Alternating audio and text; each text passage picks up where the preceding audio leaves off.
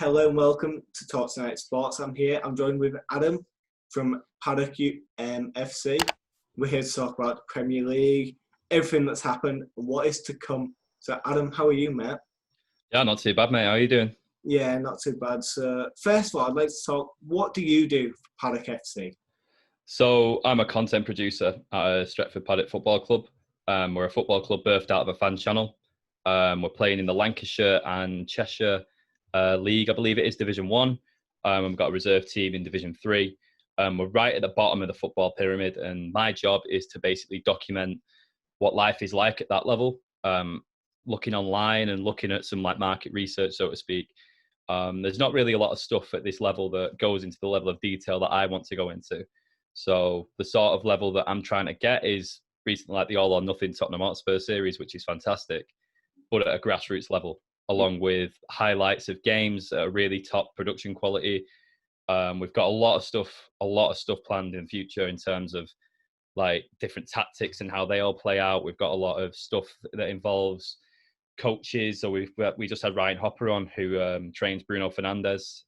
He was on the videos the other week. So we're like I said, we're a grassroots football team trying to do things the right way and trying to do it at that highest level possible with a bunch of normal lads. I'm documenting the journey of it, and overall, it's really fun. But like I said, it's been birthed out of a Man United fan channel, Stretford Paddock. And yeah, we're all just a bunch of football fans, not just entirely United fans. Our assistant coach is a Liverpool fan. We've got a midfielder who's a Chelsea fan. You know, it's just all group of lads having a good time, and I'm glad to be part of it.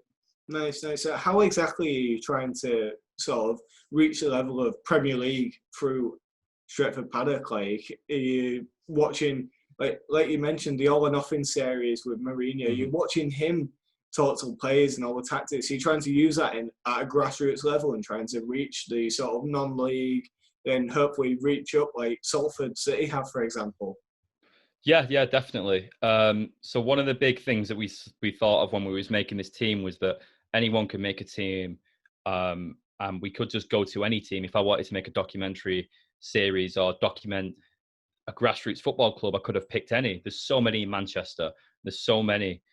But we felt that if we wanted to do things the right way and in our vision, we almost wanted to do it with total control. So the way that we've sort of done it is at Paddock FC is that we wanted it to have this feel of a real grassroots community feel and sort of do things entirely within the right way. So like I said about the Tottenham Hotspur All or Nothing series, yes, we've got a documentary series that runs in that same style where we're telling you, everything that goes on behind the scenes. You know, I'm there in the meetings, I'm there at training all the time. And I'm showing you all the real things that happen. I mean, we had a few comments once where I was filming a team meeting and they was criticizing a few players and someone was like, well, what are you saying that for? You can't criticize players. You can't put that out there. Lo and behold, I've watched All or Nothing's Last Chance for You on Netflix. Absolutely amazing, that show, by the way. Yeah. This is a part of sport. You know, people get criticized. I get criticized in my job. My job's to make things look good to viewers, make it interesting, make it informative, and it's up to the players to deliver on the pitch. And I can only do so much. The players can only do so much. Criticism's a part of life, and I just thought, this is the part of thing that needs to get shown is that, Premier League footballers are held to such a high standard. They're always up here. They're always the tier one of everything. Grassroots level, we've got one lad owns a cake shop. Yeah. 16, 17-year-olds, this is just normal people, and I'm just trying to show the difference between that gap of just between normal people and top tier elite athletes. Like we're doing a video at the moment. We're planning on a murder ball video to talk about the benefits of that. We did it in the documentary, covered it very briefly at the start, but we're doing a full explanation video on that and the benefits of it. Marcelo Bielsa is the one that started that. And it's insane. It's like it says it's murder ball. It just looks like hell, and it is hell. Watching it on the sidelines, even I was hurting for some of the players. But the genuine tactic, and to do that at grassroots level really shows the level that Premier League footballers are at in terms of the way that they can do it week in, week out. Or we're blown out of our arse 10 minutes in, but you build that resilience up over a season, and come the end of it, it might be the difference between getting you promoted or getting you, just missing out on the playoff places. So yeah, it's really interesting. Yeah, so obviously you're like the video editor sort of thing. You're on the sidelines. You're watching it all happen in front of you on the pitch. what are the aims on the pitch? Like, where do you see Stretford Paddock going? To the top, as far as we can go, really. Yeah. We've put nothing on it other than just to win every game. Yeah. Really, it's a massively tough ask from the coaches. And if I was a player, I'd feel that pressure, but I like that pressure in terms of I'd want to win every single game if I was a player. And the players that we've got now post trial day, that mentality has seeped through. Now it's just a matter of putting together performances and putting together, a winning mentality, so to speak. We've had a tough pre-season, but the teams that the coaches selected for the players were rough teams to get them used to the fact that these are the teams that you're going to be facing. We faced Sunday League teams on purpose because we knew that they'd be rough, and they delivered on that. And they roughed them up as to be expected. But you sort of need those. There's times when, like, obviously, like, you're a Liverpool fan. There's been times under Klopp where you've been absolutely battered, but you've played in a system where you go, they need to get used to that because they have to adapt to this system. Then you've won a league and a Champions League based off that. So obviously that's to the extreme level. But with Paddock FC, the goal really is just to keep learning. All the coaches are all learning, all the players are all learning. And we're always on this upward trajectory. We just never want to go stale. We never want to drop below standards that we've set before it. From a production point of view, it's the same thing. Obviously, just a bit more boring because it's not football. But in terms of on-pitch activities, the aim really is just progress and just see how far we can get this project, really. And it's really exciting because we don't know where this project's going. We could be bottom. We could lose every single game 10-0, or we could win every single game 10-0. And that's what's the really exciting bit about it. And now that we've got a home, we've got a stadium, Butcher's Arms in Droylsden, where Droylsden FC used to play. It's really good because that's a top facility in terms of our level. So it's really exciting as well on that note. Yeah, well, obviously you're talking about, like, obviously you want to get to the top. And one sort of grassroots team that has kind of done that in recent times is #United. Now, I don't know how much you know about hashtag, but obviously they've been in the news recently because they've made it to Carabao Cup, FA Cup sort of thing, sort of rounds, and they're getting, like, Premier League football. Well, not Premier League, sorry, like professional football. Yeah. But through YouTube and through that kind of promotion. Do you think that's going to become like a more popular route for teams that are grassroots level? They're going to start using social media to get into the professional game? I think it's paramount, really, for teams to use it. I mean, #United have been the perfect example of doing things the right way. They've attracted some stick, but that's because they're out there. If they didn't put themselves out there, they wouldn't be the team that they are now. They probably wouldn't even be a team. Yeah. But the key thing with hashtag, and we've got a good relationship with hashtag.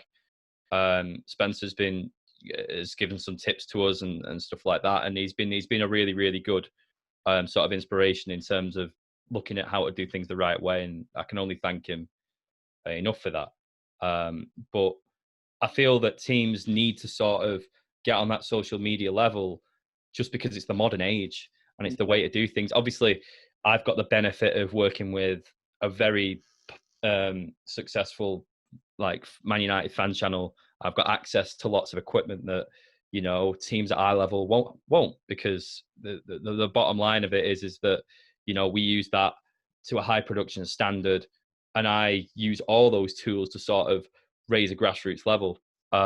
We played a team, Charlton FC, and they're doing a very similar thing to us in our level, and we can only, see that they're doing things in the exact same way. Their manager came up to our coaching staff with a scarf for the guys and, had a chat with them and was filming it and documenting it the whole way. The league have spoke to us and said, we admire the way that you're trying to bring attention to grassroots football and you're doing it in a really good way. And it's heartwarming for me because that's kind of my job, really, is to, on one hand, it's educate.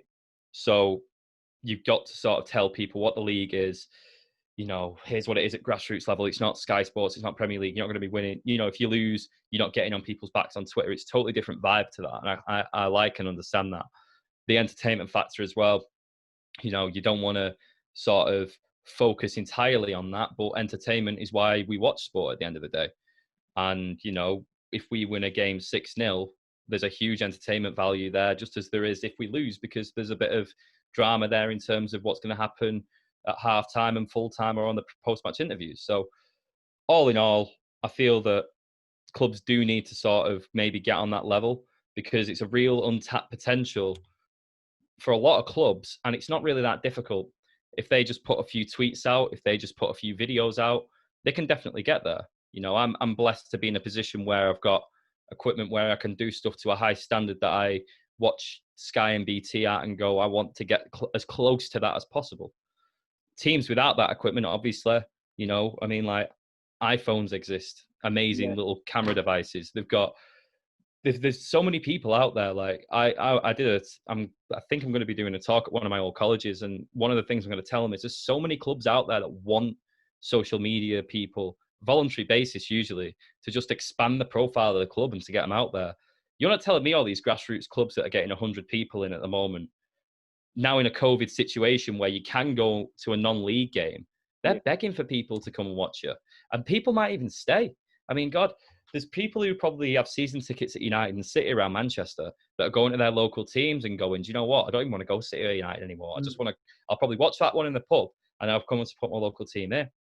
And I don't blame them. And I really don't blame them. And I feel that if clubs just marketed themselves and pushed themselves out there a bit more with Facebook, with Twitter, with Instagram, with YouTube, then, you know, people would start coming to more grassroots games, because if I'm being honest, I don't think a lot of people know about them. I mean, I'm a stone's throw away from Ashton in Manchester, Yeah. and I didn't know there was two teams in Ashton until I was told a few months ago. I knew of Curzon Ashton. I didn't know there was an Ashton United. And I was like, why don't I know about that? And then all of a sudden I see someone on a Facebook group I'm in called The Press Conference, which is a great sports media group, asking for interns to help out to do social media for Ashton United. And I'm like, they're getting on it. We're getting on it as Paddock FC. Teams are starting to get on this gravy train now of, let's push our profile up and just get ourselves out there a bit more. It costs nothing. It's not going to hurt anyone. And if anything, it boosts the profile of all your players in your clubs. Players might get moves off it. You might attract players to your club off it. It's a total win-win for me. Well, yeah, I totally agree. I mean, look at some of the hashtag United lads. Some of them have got professional contracts and playing grassroots football. And I know what you're saying about the social media sort of having a profile out there, getting your voice heard.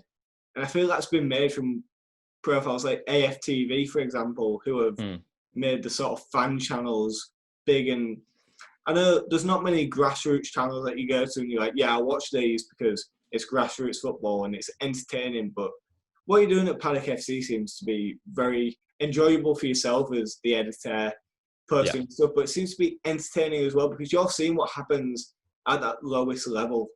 Yeah. It's not documented enough because obviously, like you said, with the Spurs documentary, we're seeing what happens at the top level. Obviously, we've had the Spurs documentary, we've had the Leeds documentary, we've had the Sunderland documentary. We're seeing what happens at the top level, but are we really seeing how you get to that level? No. Not as much. And I think it's important what you're doing because how many kids or teenagers are there out there in the world who want to make it in the world of football? Millions. But how many now to get there? And they need to watch stuff like what you're doing, Paddock, to realise that what you're doing at grassroots and Sunday league football, you need to be doing that professionally, and that's how you're going to get to the level of the Premier League, for example. And yeah, I utmost respect for what you're doing over at Paddock. Yeah, definitely, mate. Thank you. Appreciate it. Kind words there. And I just want to echo those words as well, that, you know, like I said, at grassroots level, not a lot's documented. And I'll admit that a year ago, I never attended a grassroots match. I never had any interest in grassroots football whatsoever. And if I can make so much as one person go to a grassroots football match and sort of look at a local team or a team that's nearby, then I've kind of done my job. You know, like you said, there's not a lot that's been documented at this level. The stuff that is documented is at the top tier levels, because that's obviously where, one, the money is, two, where the entertainment value is. But if you look at it, I almost find it a bit same old. It's always the same things that happen, and it's always football related incidents that are always occurring. There's never that sort of human character development, because how can you relate with someone who earns 300 grand a week? No, you can't. You know what I mean? You can.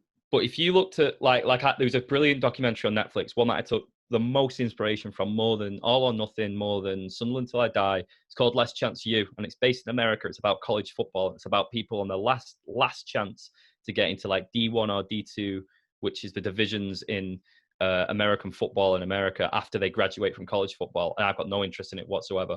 But the whole point for me was that the character development, the people in it who start from nothing, that you've got no faith in whatsoever to do anything.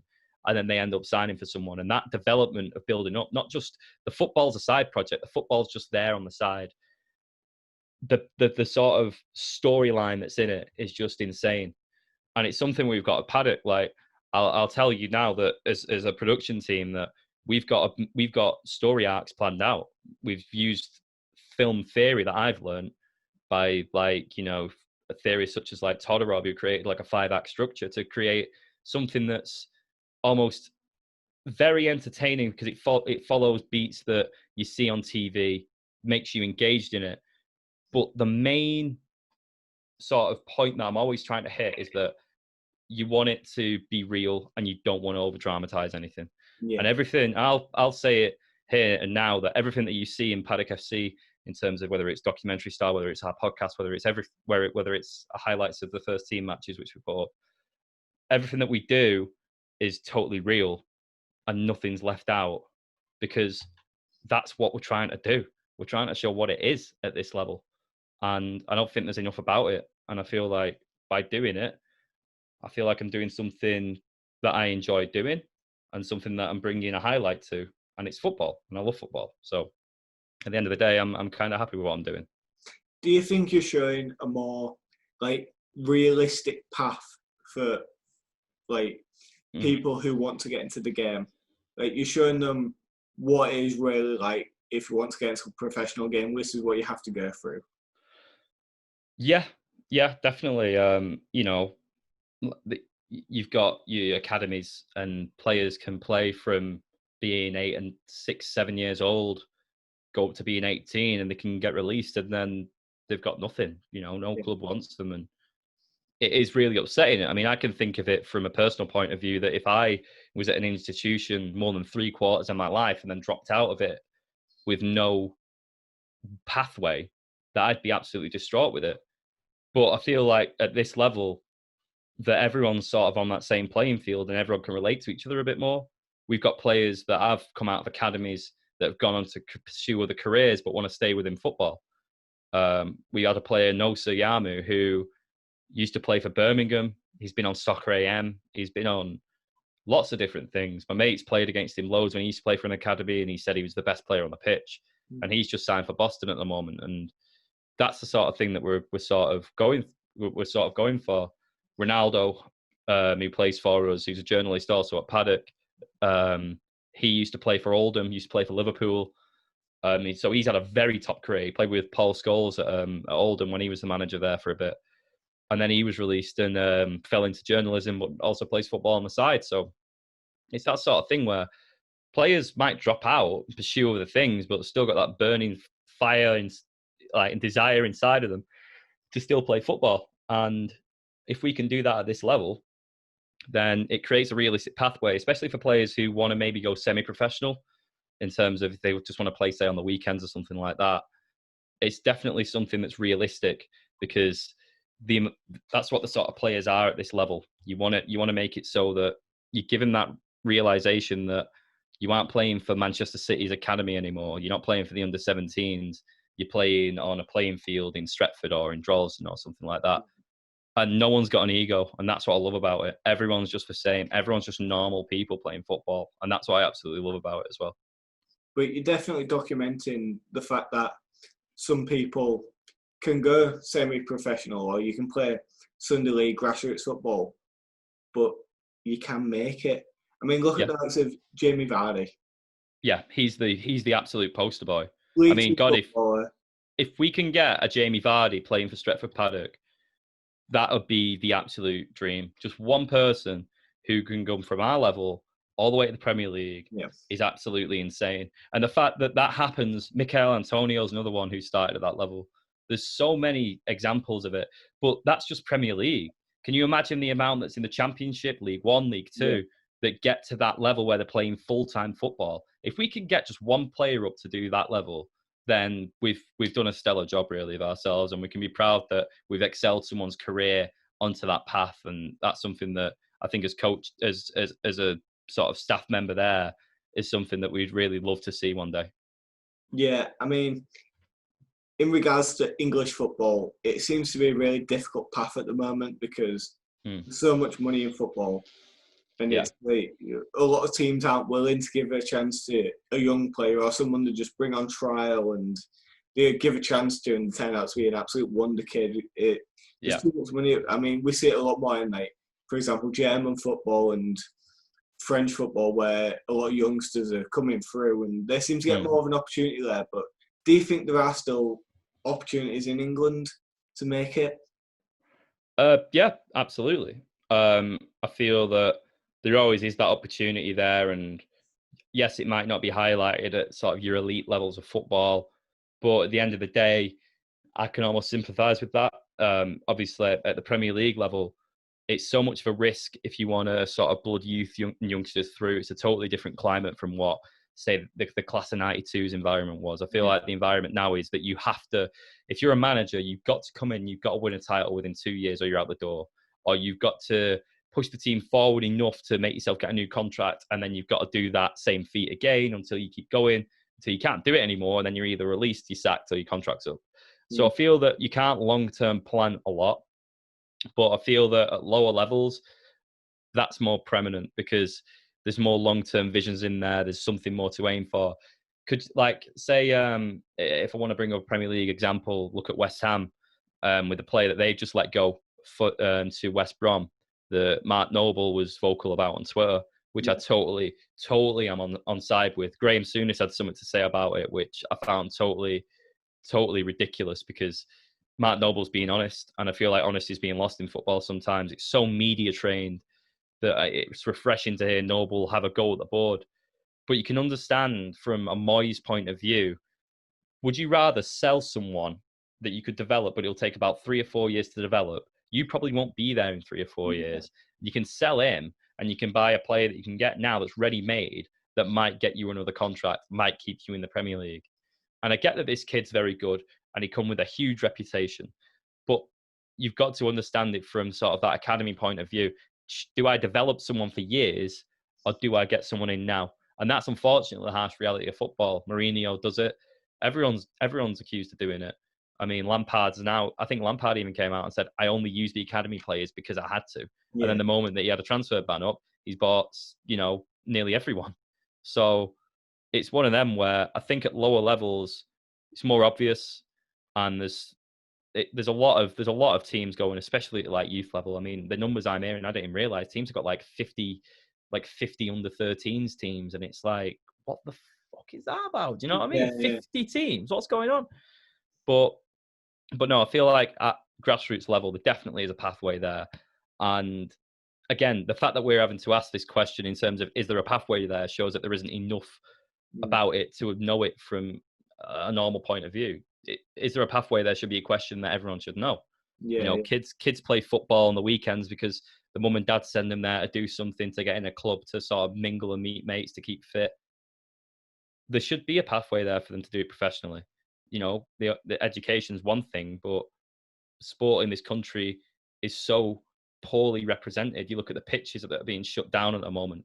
You see no ball game signs everywhere. There's almost a stigma against kids playing football these days. I feel like there is a pathway there. I feel like there's just a barrier before you get to that level. And I feel that if you can find a way to get over that barrier, as unfortunate as that barrier is to be there, then there's definitely somewhere for you in football if you're dedicated enough, if you work hard enough, and if you're talented enough. Well, I'm very happy you mentioned Chelsea, because Chelsea are a team who famously have a huge learn system where they're building up all these youth prospects and they just send them out on learn. Like Lampard said, he used the academy players last year, your likes of Mason Mount and Hudson-Odoi, for example, but in the past, they're players that would be shipped out to your teams in Holland or Germany. And in England, I feel like, especially at the top tier, how many Premier League teams have brought through a player from the academy from the age of like 13? The prime example for me, who I always go to, is Trent Alexander-Arnold. Mm-hmm. Klopp took a chance, played him against Man United in his debut game, and he didn't play that well actually in that game. Yeah. But he's turned out to be one of the best fullbacks in world football. How many managers are willing to take that chance? Because, like you were saying, managers, it's a short period of time that you're there. Because if you don't win something, or you're not winning games, or you're fighting relegation, you're going to be sacked. And Mourinho is a prime example, because he goes to a team, he wants to win, the trophies. But at Tottenham, he's got a completely different sort of team where he needs to rebuild.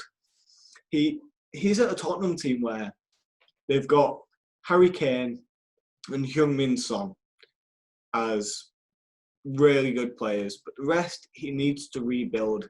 Defensively, they're poor. And he sold Walker Peters. I know Walker Peters may not be a name on everyone's go-to starting 11 team sheet in the Premier League, but he's a talent. He sold him because he's going to go out and buy Doherty from Wolves, or he's going to have Sergio Aurier. And it's like, why don't you just take a chance on Walker Peters? Why has Danny Rose been at Spurs for 12 plus years and he's having to fight for a place? It's like all these youth players are not getting a chance nowadays. Yeah. Well, like you said, managers, like Mourinho, are so intense on winning. They're short-term managers. They've always been. Managers that are there for 2 years are probably thinking, why should I bother setting up a team that can challenge for the next 10? Because I'm not going to be here. I'll probably be competing against it in Europe. What's the point? At United, we was fortunate to have Louis van Gaal. I'll admit, he played the worst brand of football I have ever seen.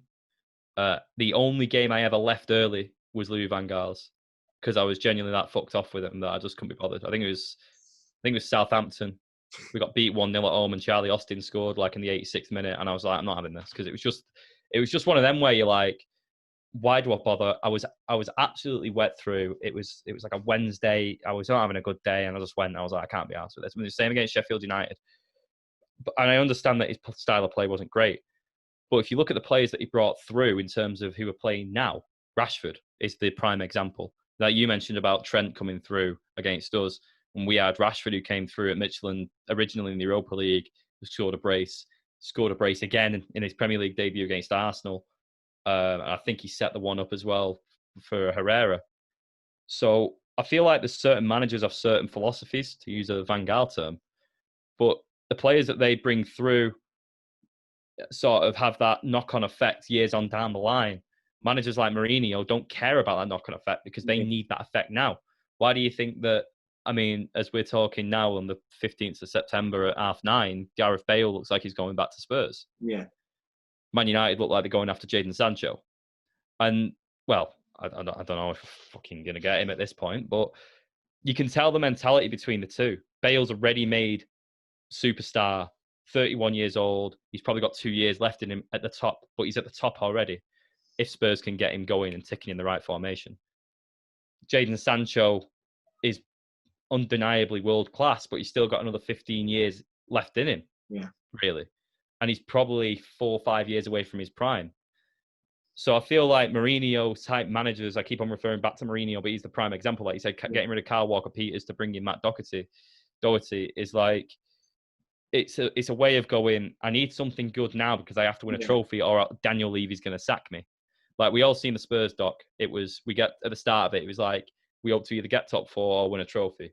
And in football, if you don't get them to and you're a top 6 club, as Sky calls them, then you're out the door effectively.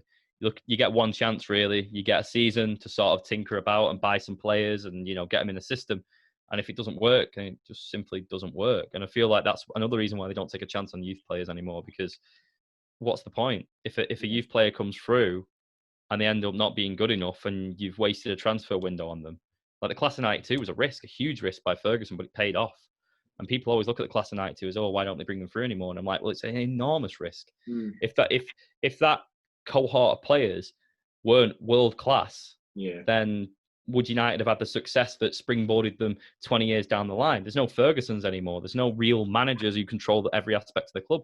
God, Ryan Giggs only retired in 2014. Do you think when Ferguson debuted him in 1992, that he'd be playing after he retired. Yeah. Not a chance. So I feel like managers can't plan anymore for that reason. And it even links back to grassroots level. Like grassroots level managers probably last at clubs longer because they don't have the pressure of corporate sponsors, of fans, of a worldwide audience on their shoulders every single weekday, week in, week out. They just do it for the love of the football, and they've got all the players on side. If in football at this level, in terms of the top tier levels, if you've got a winger that's, only getting you 10 goals a year, you want one who's going to get you 20. And you just go to your boss and you go, get us 60 million out and get us Sancho, get us, I don't know, just any winger that'll do any better than him. So I feel like managers now just there's this almost pressure to deliver that makes them scared to nurture raw talent through, even in cup competitions. Because I always thought managers used to throw cup competitions at top 6 level because it's always Champions League or Premier League. But now there's almost a feeling, especially with like your Mourinho type managers, that they have to win League Cups and FA Cups because it fills up a trophy cabinet. Yeah. You hear, like when Mourinho used to manage us, it was we won when he got them all to do this when we won the Europa League, because we won what was it? We won the Charity Shield, which isn't a trophy. We won the League Cup, which isn't a trophy, and then we won the Europa League, which is like half a trophy. Yeah. So it's one of them. I feel like, like I said before, managers sort of a bit too scared to play youth players because they have to deliver, and they'd rather just go and get someone who's already experienced, 33 years old, done it at the top for like 15 years or whatever, or just someone who's just rotting in their sort of reserve team that's like 31, 32 because they just do a job rather than play someone. Like you see Dominic Calvert-Lewin when he started out at Everton, he was playing as a wing back. Yeah. Or when Jesse Lingard started as a right wing back for United, they always get told to play these like bit part areas. Danny Welbeck was told to play on the wing. Mason Greenwood's even being told to play on the wing at the moment. I mean, luckily it looks like with Greenwood there's a bit of a pathway to him to be the number 9. But I only feel that because Ollie's there, and Ollie for United, for me, feels like a manager who forward plans that I can see in the next 10 years being it if he's backed. Mourinho is a manager that I can't see being at a club longer than 3 years. And that's why I worried about him at United. It was, he has to win us trophies or he's out the door, because he won't forward plan us. And he's such an in the now manager. He's in the present. You have to win or you're out of a job. And it's as simple as that, unfortunately. Well, I mean, talking about Spurs, obviously they've just come off the back of a 1-0 defeat to Everton. Yeah. And Everton are currently going through a rebuilding stage. They've brought in Allen, Doucouré, James. They've got players like Calvert-Lewin, Richarlison. They've got a good base, and they've got an incredible manager who, let's be honest, is too good to be Everton. Oh, God, yeah. But by a mile. I feel like Everton have got the backing of Ancelotti. They're like, right, we're going to give you the money, we're going to give you the time, go and rebuild this and get us into that top 6 position, which, as a Liverpool fan, it pains me to say I can see them getting top 6. Whereas, on the other hand, we have a Tottenham team who have gone out. They've got Mourinho, a world-class manager who's proven at the top stage. But then they've not gone out and spent the money, and they've got a squad who plays like Harry Kane, for example. They're not going to stay there any longer than next year if they're not playing Champions League, in my humble opinion, because Harry Kane is one of those strikers. If he was at Real Madrid, he'd be in Ballon d'Or contention. He's in that World 11, but he's at Spurs. He's not going to get there. And you've got your Dele Allis, your Heung-min Sons. These are players who are going to think, I could be playing Champions League. I could be at the top of the top. Why am I staying in North London at Tottenham? Yeah. And I don't know what's really going on at Tottenham. I mean, obviously, they have just lost 1-0 to Everton. They look poor. Yeah. I don't know what your opinions are on Tottenham, because I feel like because they were in Champions League final 2 years ago, and ever since, it's just been downwards. Yeah. And you know what? I don't even think they were that good in the Champions League run. They had a lot of luck on the side, and knockout competitions. Chelsea proven in 2012 that anyone could win it. Because if you could knock out that Barcelona side over 2 legs then, and you weren't even the best Chelsea side of the decade, you're probably the worst Chelsea side of the decade, then something's gone on. But I don't think Spurs had luck on their side, but I'm not saying that as a negative factor. I think luck's a big thing in football. Sometimes the ball just falls right. And it's happened with United. It's happened with Liverpool. It happens with every club at every level, from top to grassroots to every level. You get a lucky bounce or whatever. I feel like with Spurs is that they peaked, and they peaked. I think the year that Leicester won the title, Yeah. that should have been Tottenham's to win. Oh yeah. Like Arsenal fans said, they came third in a 2-horse race because Arsenal ended up pipping them.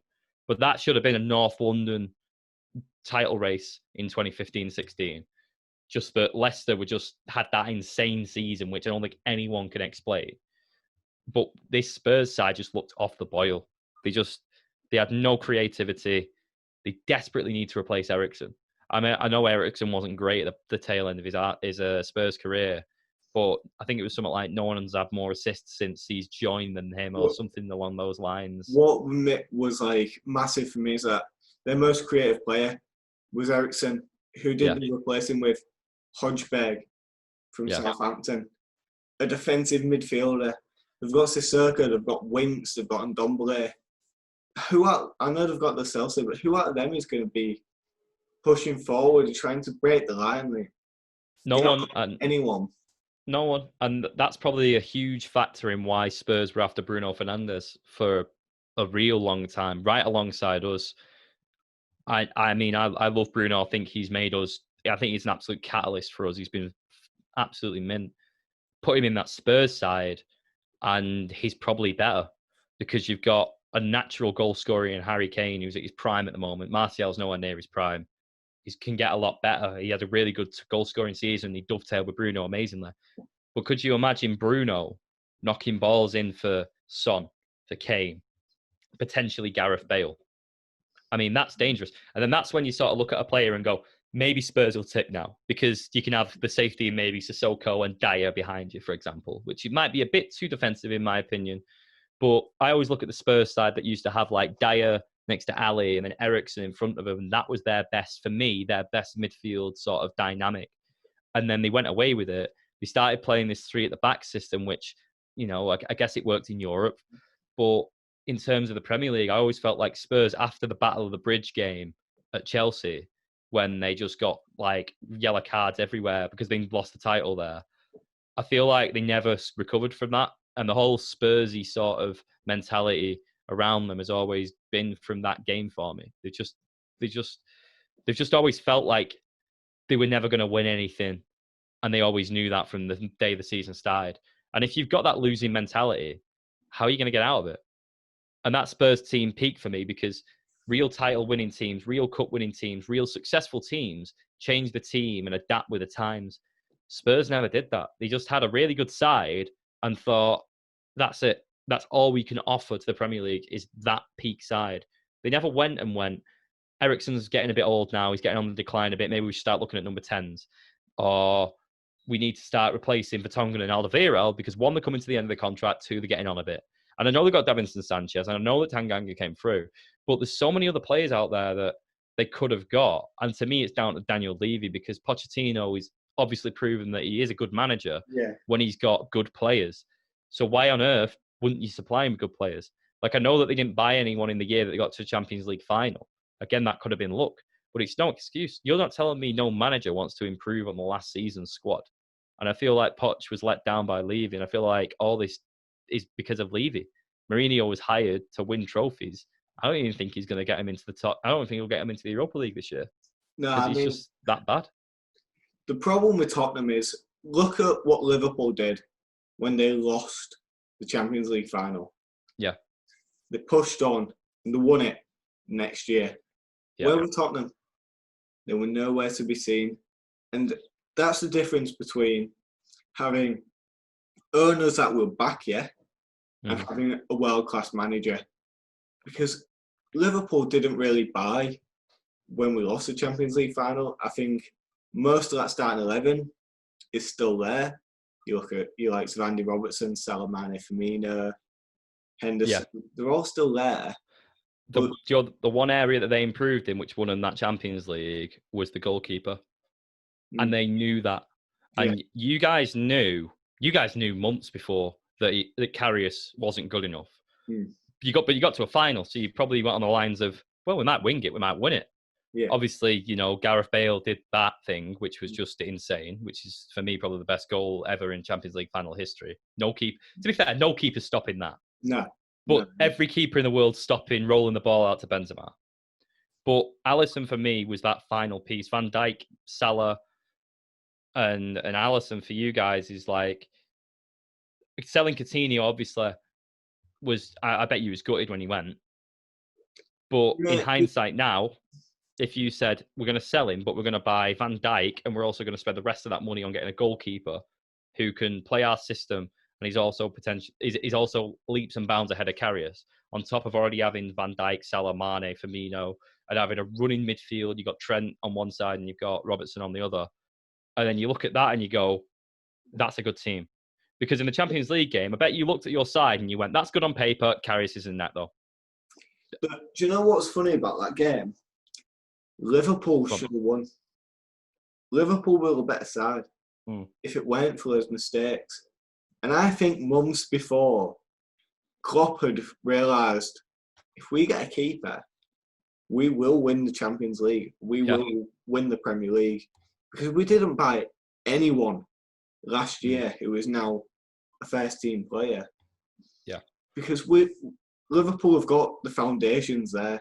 They've got the front three who, unless we bring in like a Timo Werner sort of player, they won't be replaced. The midfield three, I know there's been talks of Thiago, who's also linked with United, but that midfield three is perfect in the terms of, you got Fabinho holding. He's the one who's willing to put in the dirty work. He'll put in the tackles. You got Henderson, who's just a workhorse who gives 110%, regardless of whether he's on his game or not. And you've got either Wijnaldum or Naby Keita, who are sort of the creative force. And at the back, I mean, I know there's been a lot of criticism of Joe Gomez after the game against Leeds, which is, I think that was more of a scapegoat because we conceded 3 goals. Yeah. Joe Gomez is one of the best centre-backs in the Premier League at the moment. Yeah. And the foundations were all there, other than Alisson. And as soon as Alisson came in, he was the final piece, and obviously Liverpool have gone on to do great things. I don't know what you think about this year, because obviously United and they're all forced to be reckoned with once again. Man City are always going to be thereabouts. But I would like to talk about Man United because they've got an incredible front three of Martial, Rashford, Greenwood. They've got the midfield trio of Donny, Pogba, and I don't know who else you would have. Maybe McTominay. Don't know if you would have Fred. Yeah, I'd probably play... I probably wouldn't start Van der Beek. I'd probably do Matic, Bruno, Pogba, I think. Yeah. But obviously the defence is one of the most expensive centre-back in the world, who shouldn't be, by the way. No. Maguire is a bit of a rip-off, but... It's a rip-off. I mean, look, but Maguire's not worth 80 million. And you can ask any United fan about that, and he's not worth 80 million. But one thing that we will say is that he is a good defender. He's not Virgil van Dijk, but when he came into our defence, was he automatically our best centre-half? Yeah. Yes. So he improved us. So for me, yes, we overpaid, but he improved us. So I don't mind that. But do you feel that United are going to challenge this year? Because I've been having this conversation with one of my mates recently. Top 3 this year is Man City, Liverpool, who were they've been there past 2 years. They're going to be there again. Yeah. How are United going to challenge this year? Because they've recruited well, and by all counts, they're going to be up there. Have we recruited well? I mean, well, I would say yes, because Bruno Fernandes. Yeah. If you're talking about players that come in like January and up to now, yeah, Bruno, Van der Beek, Igalo is a backup striker. Yeah, but I'll be brutally honest. United at this moment in time, I can't see United getting top 6, top 5. I am worried because of transfers at the club at the moment, and it's a really, really worrying sign. I feel Van der Beek is a really good signing. I'm buzzing when he come through. He was either Grealish or Van der Beek. I had no qualms each way. I was like, we need someone there. Just need someone who can play in multiple positions, who's pretty good, and we got one of them. So I was happy with that. My issue is that we've got such a bloated squad of just deadwood. This is just insane. Romero is surplus to requirements now because Henderson's there. Yeah. It's a shame because I thought Romero, probably up to last year, was probably the best backup keeper in the world, bar none, because he was the most reliable. I think he's had the most clean sheets to appearances of any goalkeeper in the world, I think, ever. It's insane. The amount of clean sheets that this guy has is insane. But we'll just quickly Dean on Henderson. that, Henderson or De Gea, because personally, as an outsider looking in, I'm going Dean Henderson every day. De Gea's made so many mistakes in recent times. It's a tough one. I feel the pressure's on now on De Gea. I don't think the pressure was, because I felt like he knew he was starting every week, because Ollie wasn't going to start Romero. I don't think he really liked him for whatever reason, because De Gea played a lot of games. But I feel like the first mistake De Gea has, Henderson's going to be in. And Henderson started against Villa in the preseason game that was behind closed doors. Not that that's much to read off, but it was heavily rotated. We were missing half of our players because of Nation Leagues and quarantining and X, Y, and Z. So, I don't know. I feel De Gea is going to start first game of the season against Palace. And I feel like Henderson will play a few cup games in between then. But the first ball that he drops, De Gea, Henderson's going to replace him, I think. And I don't know how I feel about that, because I feel like goalkeepers have a very long career. Van der Sar played till he's like 42 or something like that. So, yeah, De Gea, I don't know. This could be a dip and De Gea could come back. It's one of them. But Henderson is a top goalkeeper. Yeah. He's going to be in England. He's going to be England's number one, as far as I'm concerned. I don't think Pickford's all that. I don't think Pickford's all that. I think Pickford's awful. Yeah. And then you got Nick Pope, I guess Nick Pope's all right, but I don't think he's as good as Dean Henderson. So, yeah, I think Henderson will come in at some point of the season. I just don't think he'll start just yet. But going back to the main point about where will United finish, I just don't have any hopes really, because it just seems like it's deja vu all over again. And it's deja vu that happened from Moyes, where Moyes says, look, I know Moyes wasn't great, but Moyes' transfer list was insane. Yeah. And it was players that we could have got. You know, we just come Champions League quarterfinalists, got knocked out against Real Madrid and just won the league. So we've got a lot of money in the pot. And at that time, we had Gareth Bale, who wanted to leave Spurs because he was way too good for that Spurs team. He wanted Fabregas, never got him. He wanted Thiago, never got him. And then he ended up with, I mean, his wish list was insane. And then he ended up with Fellaini. And then he wanted Leighton Baines as part of that, but they couldn't negotiate that. They wanted Baines and Fellaini for the fee that they ended up just paying Fellaini for. Yeah. That's how bad we were. And then the same happened with Van Gaal, where he went in, give the Glazers a transfer list, and he said, I want those players. And instead of getting him those players, basically he gave them a list of like 1 to 5. And he was like, I want Muller, for example. And they got him Schneiderlin, who was like the 5th choice on that list. And it happened with Mourinho. I mean, God, Mourinho, I think it's documented that Mourinho said, I've given my transfer list in that I want. Here we go.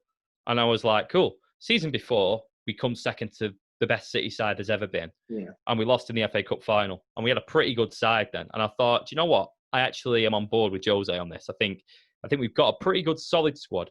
I think we're about 2 centre-halves and a midfielder away from probably going to be challenging for the league. What did Ed Woodward do? He bought Lee Grant, and he bought Dalot, and he bought Fred. Yeah. And then that was it. Mourinho kicked off like fuck, and he wanted to leave in summer. I think he wanted to leave in the summer because he was like... Alexis Sanchez. Oh, yeah, we got Sanchez in the January of his second season. I mean, that was bad enough. I mean, God, I was buzzing at the time. I think every United fan was, but Jesus, I don't think anyone could have predicted how shit he was. It turned out to be an absolute nightmare. Pound for pound, the worst Premier League signing of all time. No one's earned that much money and been that shit. I'll put it that way. But no, I think, like I said, it's just deja vu all over again. Using COVID as an excuse is an absolute joke when you won the biggest football club in the world and 2 being outspent by fucking Aston Villa. It's just ridiculous. Fans turned on Moyes and they turned on Van Gaal and they turned on Jose. They're not going to turn on Ollie because everyone knows that Ollie wants to win titles at United and he wants to be here as long as Ferguson. That's the difference. Fans always knew Jose after his 3rd year was probably going to be looking elsewhere. They never really took to Moyes.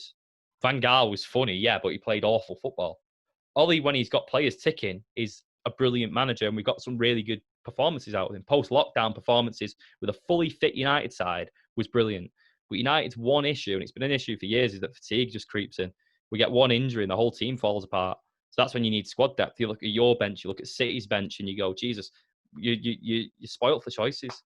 Look at City's, is insane. You've got David Silva. Well, last season you had David Silva, you had De Bruyne, and you had Fernandinho on the pitch. And you look at your bench, and you got Bernardo Silva, Gundogan, and Rodri, and it's like, what? You look at ours, and we've got Andreas Pereira and Lingard. Or in fact, no, they're probably starting. You look at ours, and you've got even worse than you've got Jones and I don't know, fucking Rojo and Romero. But we just dilly-dally.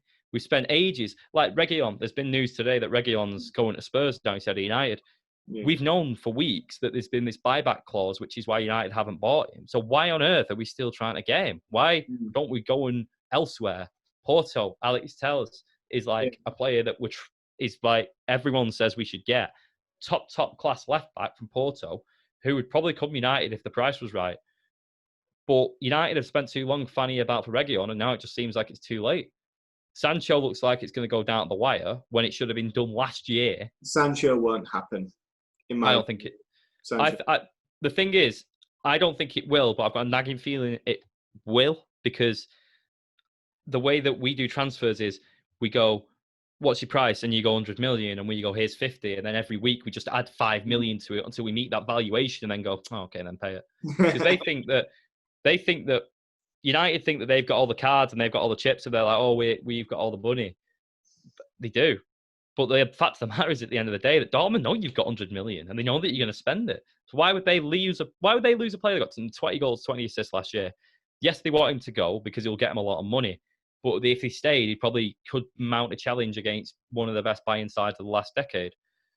So if they got 100 million for him, then do you think they'd be asked? No, because they've probably got players lined up. They're probably already going to spend that money in January. Like they brought Haaland in January.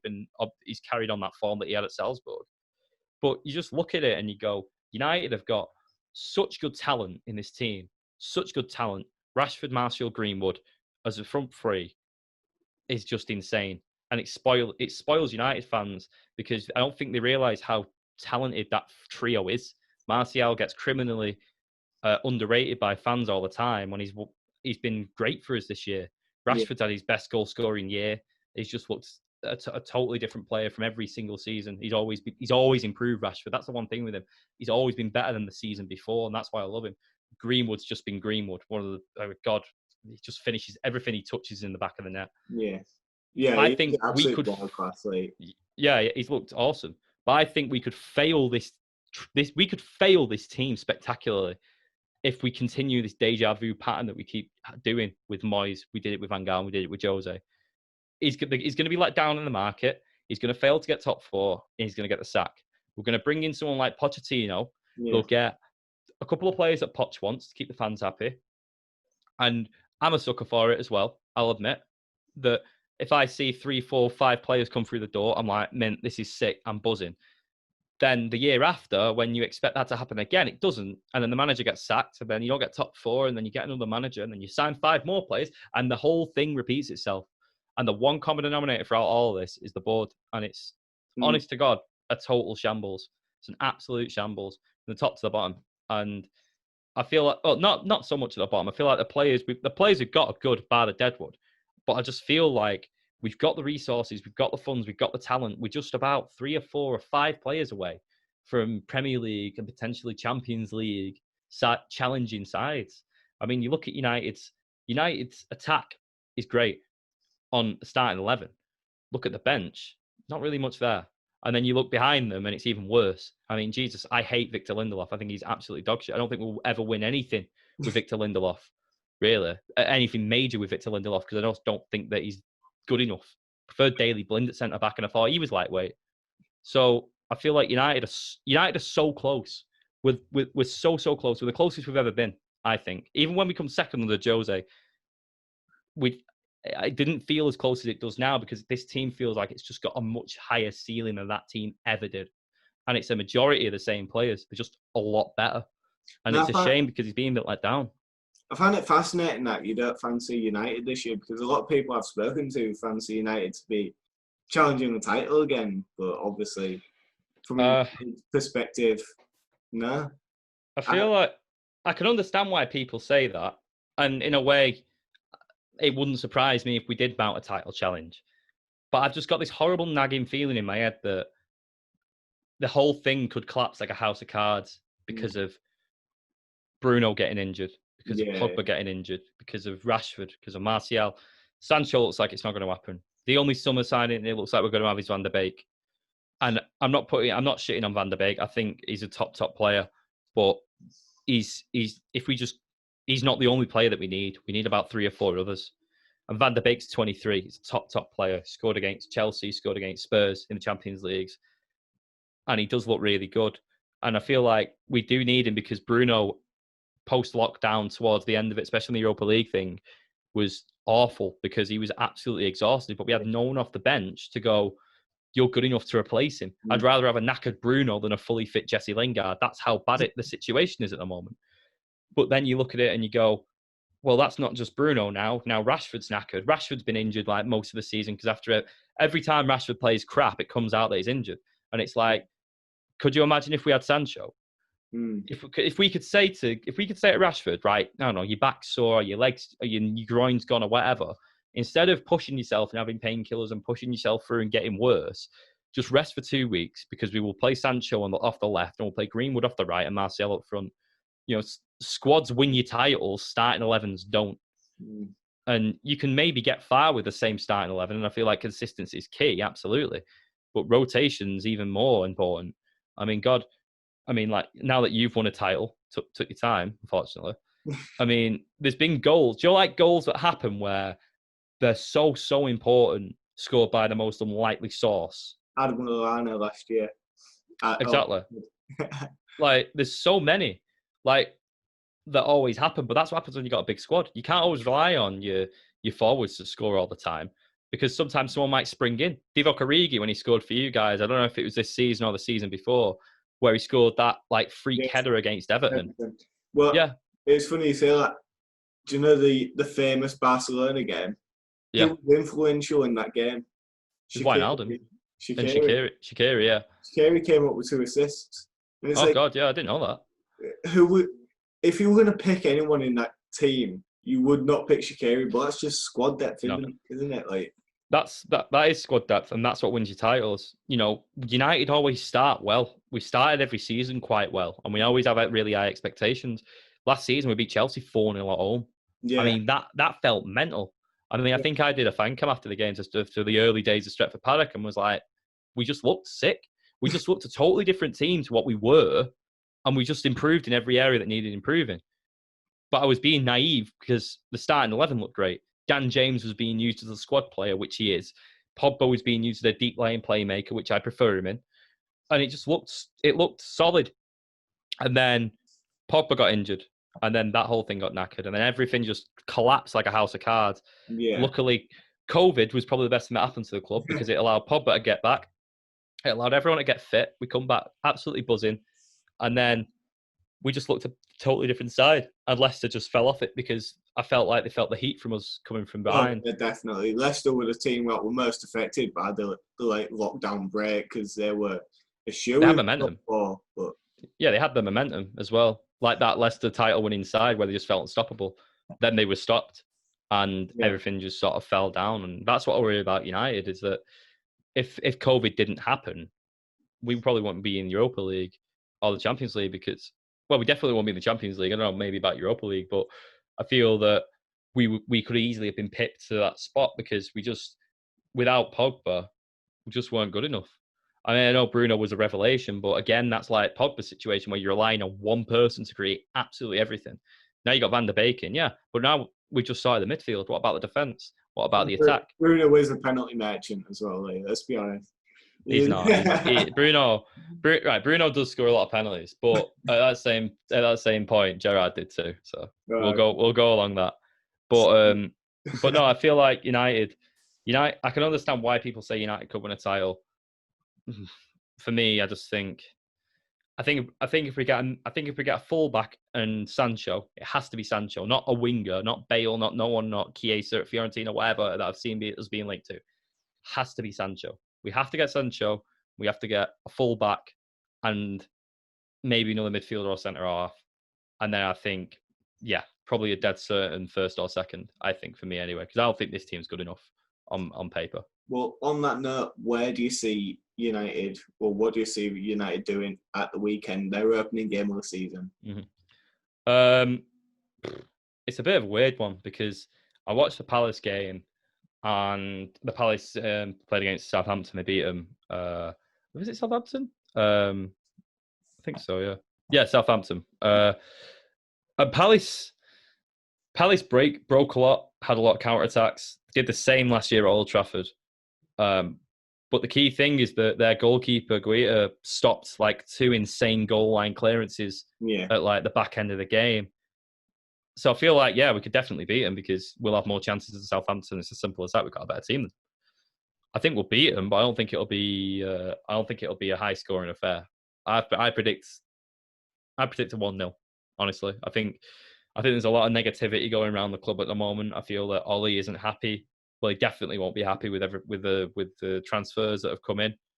I don't know the situation in terms of Paul Pogba's fitness. I don't know the situation in terms of everyone's fitness, really. There was a few missing players for the game against Villa. So I think if he can get a full strength minus Paul Pogba with no pre-season as well, I think 1-0. I think we'll win, but I just don't think we'll score a lot. Nice. And where do you see United finishing this year? I've got 2 positions, and this is totally dependent on if we sign anyone or not. If we sign those players that I want us to sign, I can see us finishing. Okay, I'll say first. Ambitious. Honestly, I feel like I don't think City are good enough in terms of who they've signed. I was speaking to my mate who's a Blue before, and they just haven't signed anyone really that they needed to. Yes, they've signed Ake and they signed Ferran Torres, but they've not replaced Company. It's as simple as that. They need another few players because title-winning sides always need a big freshen up. The reason why Ferguson was so successful at United for all those years was that the team was always rejigged. It was always sort of added to and freshened up. That's what I worry about. Well, I don't worry. You might have to about Liverpool. Is that Liverpool team's been the same now for quite a while. Yeah. And I think you guys peaked. I think like you said, I think your best team was the one that got beat by Madrid. I think that was genuinely better than the one that beat Spurs, because I don't think that Spurs game either was the best showcase Liverpool I've ever seen. It was pretty cagey, I thought. But I think the game against Real Madrid was you express yourself. Salah came off, he was your talisman at the time. I feel like Salah will probably be a better player for you this year, but I just feel that overall Liverpool need to freshen up. I don't think Thiago. I think you need Thiago. I don't think he fits us, but I think he fits you a lot more. The things with Liverpool is that if we did bring in Timo Werner, for example, it just disrupts the whole front line.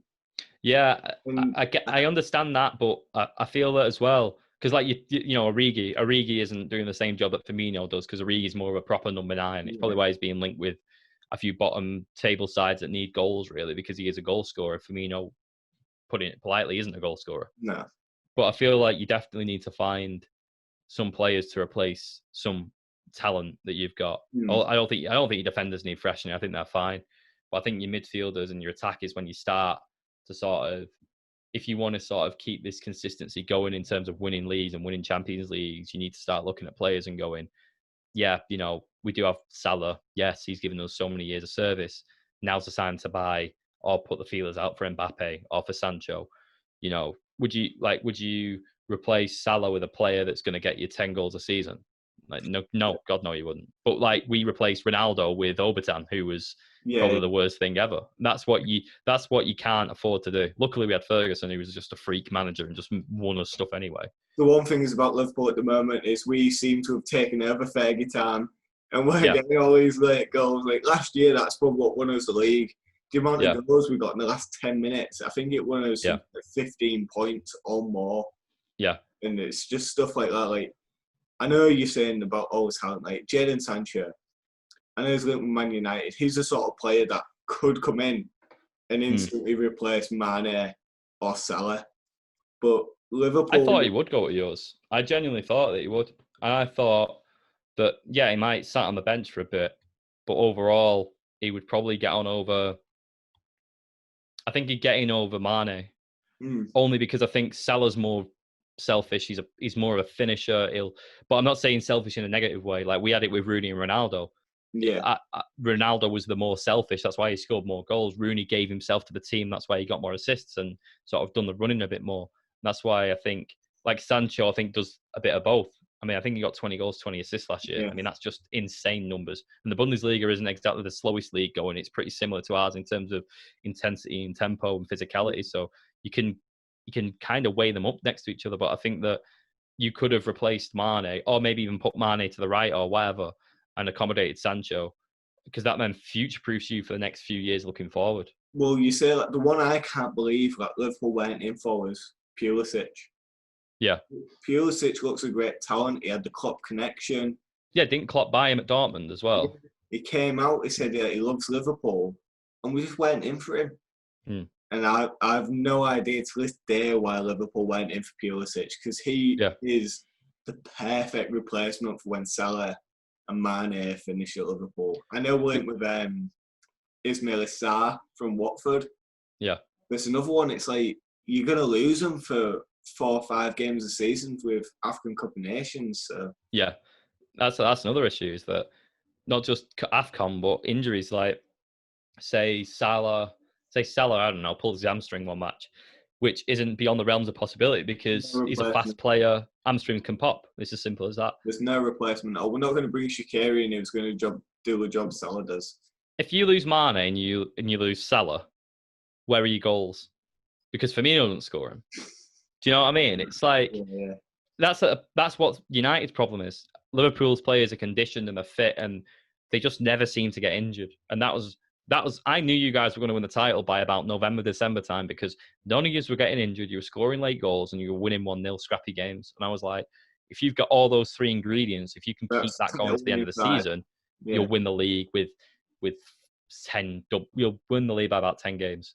And I think you did in the end. I think there was quite a lot of games that you got. You won it at. I think post lockdown, every game it was like, oh, if we win, we'll break a record, or if we win, we're close to beating Man City's point record. But it was like, it didn't matter. Whatever Man City did, the league was done. Like, it was records are a bonus, because at the end of the day, like, you don't turn the medal round and see all the records that you smashed as well. You just see the front that just says Premier League winners and the year you won it. For like, you know, records are there to be broken, yeah, but records are like City's 100 points. They won the title by like 15 games. They had nothing else to play for, and they were like, do you want to just go for that?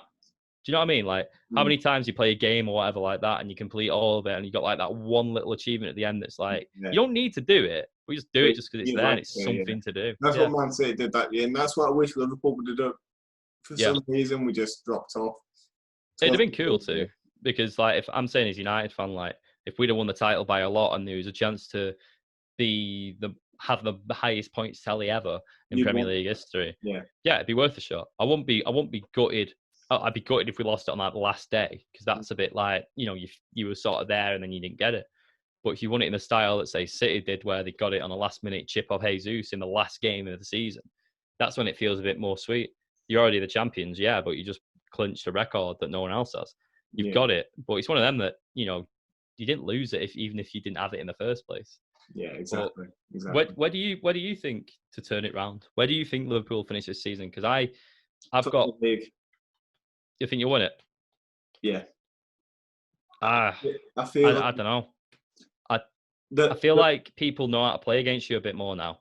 You say that. I think Klopp's consistency is his best friend and his worst enemy. Yeah. People think they know how to play against Liverpool. And then Klopp pulls out something out his ass. Yeah. Like we did against Everton. And I know it was Everton last year and they weren't great. When we played them in the league, he played Lallana and Shaqiri. Yeah. And everyone was like, why has he done that? Why has he dropped Salah? And why has he dropped whoever he dropped, Wijnaldum, for example? And we beat them. And it's like, it was a masterstroke. I feel like Liverpool's consistency over the past 2 years, and it was evidenced again in the Leeds game, that even there was defensive mistakes, and for some reason, like, Van Dijk is still playing, like, he's still pissed from the celebrations, and Trent just didn't show up. We still won. Yeah. And I feel that that's going to be a recurring theme throughout the year. Man City, for as how good they are going forward, when they don't turn up, they lose. Look Yeah. at the Wolves game, for example, or Newcastle last year. They Yeah. didn't turn up, but they didn't get the points. Yeah. And I feel like that's where Liverpool are a bit different. They could not turn up, but they'll still walk away with 3 points. Yeah. And that's why this year it's going to come down to the heads again, in my opinion. I think Liverpool. Chelsea are a dark horse. I think they're the ones to look out for because I think their purchases this year have just been really shrewd and intelligent. It'll be really interesting to see them come up against a real challenge on Sunday because they are playing Liverpool. Yeah, that'll be tough. As a Liverpool fan, I'm saying it now. Timo Werner's going to score. Yeah, he will. Because it's one of them that you can script, innit? You play that you chase for 2-3 years, scores against you the first chance he plays against you. Yeah, definitely going to happen. But by the same token, I can see Liverpool walking away with 3 points. Because Chelsea haven't upgraded the defence well enough. I mean, I know that Thiago Silva, but he's playing. Well, you won't be playing. Fucking 75. He's ancient. Yeah. He's past it. And players like, if they play Reece James, he's good, but he's a raw talent. If they play Marcus Alonso, I know Salah's going to have him in his pocket all game. Yeah. Defensively, Kurt Zuma and Christensen are not good enough to cope. So I can see Liverpool walking away with 3 points again. Although, if Werner turns up, if Havertz plays a lot better than he did yesterday, it'll be a good game. It'll be a good game, like. I think it'll be high scoring because I think that looking at when you guys played Leeds, that your sort of defence was maybe not on the same wavelength, and I understand that's probably because there was no pre-season there or whatever. But Van Dijk doesn't make that mistake last year that he made. I mean, I know that he's won in the end, but it took a really late winner to sort that one out, and it was Leeds. And look, I know Leeds play good football, and it's Bielsa and that, but they're so expansive that you should have picked them apart by a lot more. And their 3 sort of goals that they had at your end, albeit, I mean, that pass off Calvin Phillips, one of their goals was just insane. It was just a ball that was. But I just feel that the talent that Chelsea's got, I mean, I know that they haven't got Ziyech yet, and I know that they haven't got sort of any natural wingers, because I think that game against Brighton, they played like Loftus-Cheek and Mount on the wings, which I found a bit bizarre. But I feel like if they do have, say, Pulisic, I don't know where he is, I think if he's back, and I feel like if Havertz has a game, Kovacic should be back then, I think, as well, from his ban in the FA Cup, that they're going to press you, and Werner's just going to run in behind you a lot more, especially because you play a high line. Yeah, that's what I was going to say. That's what the worry is. The high line, that's why Werner will score, because the high line, and I mean, Joe Gomez is a shoo-in. If any betting fans are out there, Joe Gomez for a yellow card and Timo Werner to score, that should bet this weekend, because that is definitely going to happen. But, but I feel like, I know Liverpool, they weren't the best at Leeds, but on another day, we could have scored 5 or 6. Yeah. That's the thing. I mean, I know Salah got a hat-trick. Yeah. Mane played shocking. Yeah. If Salah plays like that, because he seems to have a point to prove because he wasn't in PFA, plays Team of the Year or whatever. Yeah. If Salah is on form and Mane plays like he did in that first year, every team has got something to worry about. And I think Liverpool will have just too much Chelsea. I know you said it's going to be high scoring. I can see it being a 2-1. Yeah. I got 3-2, but not in your favour. I understand why, and you've got a good side in that, but I just feel that high line, Lampard's just going to look at it and he's just going to go. But where's Lampard got this arrogance from? What's he done as a manager? He's done nothing. Has he? He managed an all right Derby side and didn't get promoted, and then he got the job at Chelsea, and then But I don't know. I just get the feeling that on paper, Liverpool should win. I just have this feeling that Werner's just going to have a point to prove for no reason whatsoever. He has nothing to prove against Klopp, nothing to prove against Liverpool. I feel like he's going to turn up and he's just going to abuse Joe Gomez and he's going to give him the worst 90 minutes of his life. That on top of the fact that they've got a few players back that weren't there against Brighton. If they had full strength, that was Ziyech as well, and you included Chilwell in that, which I know isn't great, but he's an upgrade on fucking Marcus Alonso. I'd probably say dead certain Chelsea win, but I'm kind of just 60-40. I just feel that you just looked a bit sus at the back against Leeds. And if that trend continues, then yeah, because that nervousness is going to be there. Because their last game, there's question marks made about Van Dijk, who's never had a question mark about him at his time at Liverpool, ever. So the moment that he's got one little doubt in his mind, it's up to him now to go, do I either get on with it or do I not? Ferdinand's a prime example. Ferdinand used to make so awful mistakes, but he's the best centre-half that we've probably ever had, because after every mistake, he'd come back and he'd play 60 games, 10 out of 10. Well, and then he'd have one disaster class, but would come back and do another 60, 50 games, 10 out of 10. One United example that I can think of who always used to seem to make a mistake against Liverpool was Vidic against Torres. Yeah. For some reason, he was the best centre-back in the league by one game a year. There he goes, Fernando Torres. He just had in his head that Torres was faster and Torres was better, and for some reason he just couldn't hack it. And I feel Van Dijk's a bit of a stronger character. I feel he'll be able to say, I made these mistakes, I will not make it again. Yeah, it's a bit of a weird one, because I feel like Vidic, I think Torres had his number, not a lot, but the games that he did, he wasn't great in at all. He proper embarrassed him. I don't think it happened a lot, but it happened so harshly for him that it just made it worse than it was. He got sent off twice, didn't he? Yeah. He got sent off twice. Yeah, but it's one of them with Van Dijk that, yeah, you know, I don't know how he's going to react to it, because he's never had this really in his career before, and he's obviously a bit of a late bloomer in terms of that, because Vidic had a more longer, I think Vidic had a longer peak and a better peak, really. I think he was just longer at it than Van Dijk was, because Van Dijk's, 28, 29 now, something like that. 29, so it's a bit of a weird one. But I feel... It'll go two ways, won't it? Like, Van Dijk will either have a masterclass against Chelsea, keep Werner quiet, he'll probably score or do something magical, or have a stinker again. Yeah. Let's hope it's the first one. yeah, for you anyway, yeah. But, yeah, I think Werner in the high line is just I think that's what's going to make Chelsea win, I think. Just stick him on the shoulder of the last man, see what happens. Yeah. Well, Adam, thank you for your time. It's been an absolute pleasure talking to you. No worries, mate. Likewise. I'd love to have you on when it's Liverpool Man United. We can just discuss that in great. We'll do a proper Monday Night Football analysis of it when Jadon Sancho's put 3 past you and Reguilon is playing for us as well, and X, Y, and Z. Of course. Well, Adam, again, thank you. Paddock, no worries, mate. All the details are in the bio below if you like to check them out. It is actually good content, so make sure you do. And you can follow us and all the links below. And thank you for watching. Cheers.